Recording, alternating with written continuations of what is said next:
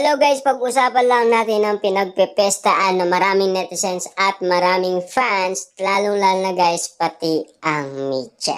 Kaya nga naman pala guys, 100% ang sagot ni Alden Richard. Siyempre guys, kita nyo naman, alam na alam niya lahat ng lihim ni Catherine Bernardo. Lalong-lalo na guys, ang favorite color nito na kulay green. Siyempre guys, no? OA na OA pa itong si Tisoy. Kitang-kita naman natin guys, talagang inaalam nila ang isa't isa noon dahil nagkaroon nga naman sila ng love team. Siyempre guys, kailangan suportaan nga naman para at least mabilis nilang makilala ang isa't isa. Pero kahit na guys, meron pang magazine na tinignan si Tisoy, kaso nga lang kasi guys, si Catherine Bernardo ay naninibago pa rin at si Alden Richard, diba? Kitang-kita naman natin guys, napakatahimik nilang dalawa nung una.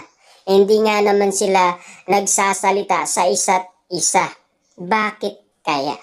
Kaya nga naman guys, nung pinabayaan ni Direk Cathy si Alden Richard, medyo kabado, diba? Kaya nga naman guys, sinanay muna sila na challenge muna para nga naman guys, talagang mag-banding nga naman guys ang dalawa. Natatandaan nyo pa guys, yung na-challenge sila, nabibili sila ng mga regalong iuuwi nila sa Hong Kong.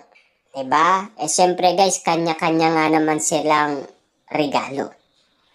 Kaya nga naman guys, kung mapapansin ninyo, sobrang OA naman yata ngayon. Diba? Na ngayon alam na nila lahat. Diba? Kasi guys, nag-usap na sila, nagkaroon sila ng bonding moment ng isang buwan. Grabe nga naman kasi guys, no? Ang mga nangyaring ito ay kitang-kita naman natin lahat. Mga taon na nagdaan, mga pangyayaring hindi natin akalain na mangyayari. Siyempre guys, hindi naman talaga imposibleng nga naman mangyari dahil alam naman natin merong intriga at issue.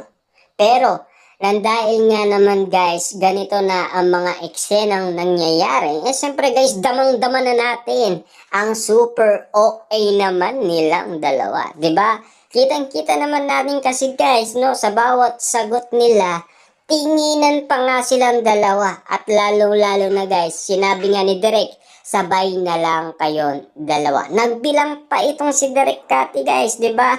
Para lang sumagot ng sabay, 87 to 100 nga naman kasi. Grabe nga naman kasi guys, dahil siyempre, talagang nililiim pa nila. Pero si Alden Richard guys, natatakot kasi. Kasi alam naman natin guys, si Alden, first time niyang siyempre guys, Catherine Bernardo yan. Lahat ng inahanap niya kasi guys, nakatangian na kay Catherine Bernardo. Kaya ayaw niya umano guys na maglihim. Kaso nga lang kasi guys, kung lahat ng mga interview nila, kung mapapansin ninyo guys, lahat yan ay nag-a-handle si Catherine. Bakit? Diba? Baka nga naman kasi guys, di ka pa sanay sa Katniel. Di mo pa alam ang mga issue noon, diba? Kami kasi guys, kapag ganyang issue, random namin lahat yan. Simula pa nung una, hanggang ngayon guys, talagang damang-daman namin at feel na feel namin lahat ng mga issue at intriga. Siyempre guys, no? Balot na balot nga naman noon ang Katniel. Kung mapapansin ninyo kasi guys, kailangan ninyong alamin. Diba? Para naman medyo excitement ng konti. Kung bakit nga naman ngayon guys, ang nag-a-handle ay si Catherine Bernardo kay Alden Richard. Dahil wala pang gaano alam itong si Alden Richard. Diba? Kasi first time niya nga naman kasi guys na magmahal at magkaroon nga naman ng girlfriend. Diba? Siyempre, lihim muna. Kasi Catherine Bernardo yan guys Diba? Kasi sanay na yan guys More than 5 years nga naman na itago nila, diba? Kaya nga naman kailangan guys, medyo kalkalin nyo ng konti, 'di ba? Para at least ikumpara ninyo ang mga galawan ni Catherine Bernardo noon. Ikumpara ninyo guys ang galawan niya kasama si Daniel Padilla at kasama si Alden Richard. Kung papaano siya kumilos at kung papaano siya magsalita.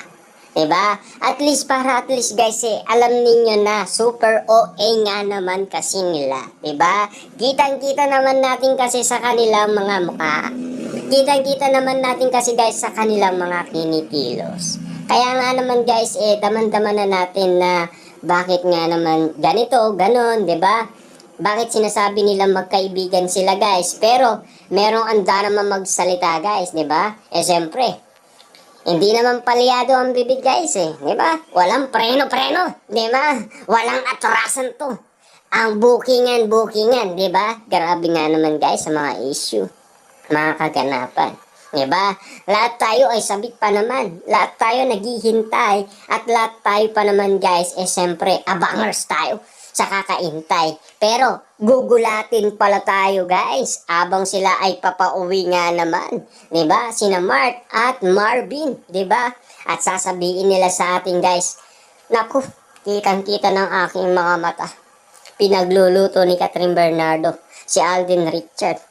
Pero abang kinikwento niya guys yan, kinikilig umano siya at natatawa sa kanyang mga kinikwento dahil excited nga naman kasi siya guys magkwento. At lalo-lalo na guys, sinamaan pa niya daw si Catherine Bernardo.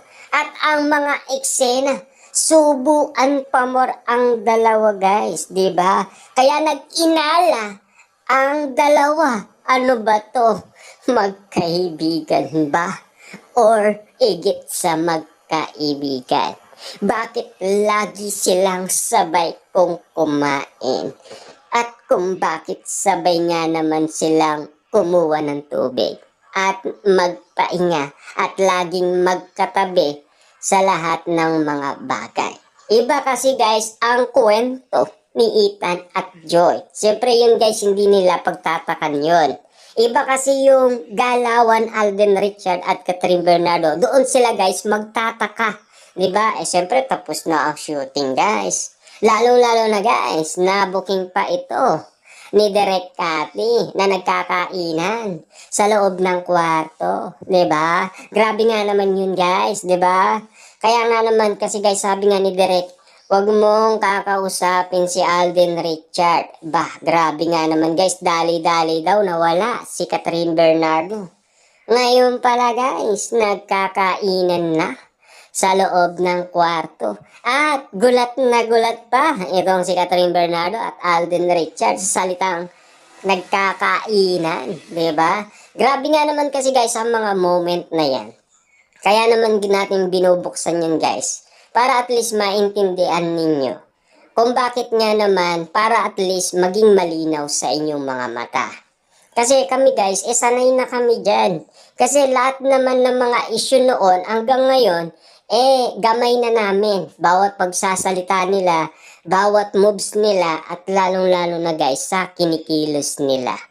Gamay na namin yan guys. Kaya nga naman kasi, kung mapapansin ninyo ang bawat interview nila, yun ang ikumpara ninyo. Para at least masanay naman kayo na kung ano ang pwede ninyong mapansin sa kanilang mga kinikilos. Siyempre guys, hindi naman mabubuo kasi ang Katniel kung walang Catherine Bernardo. Hindi mabubuo ang Kat din kung walang Catherine Bernardo. Diba? Kasi laging nagsasalita noon sa Katniel si Daniel Padilla guys, 'di ba? Kaya si Catherine Bernardo guys, tameme lang. Bakit? Siyempre guys, artista kasi ang nanay ni Daniel Padilla at ang kanyang ama. Alam nila guys kung papaano disiplinain si Daniel Padilla. Si Catherine guys, ang mga magulang niya hindi, 'di ba? Kaya kailangan guys sumabay siya sa mga naunang mga artista.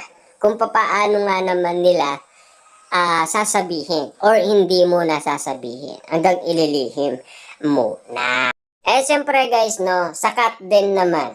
Paano kumilos nga naman guys ngayon si Catherine Bernardo? Lagi niya guys binabantayan si Alden Richard dahil hindi pa umano ito sanay.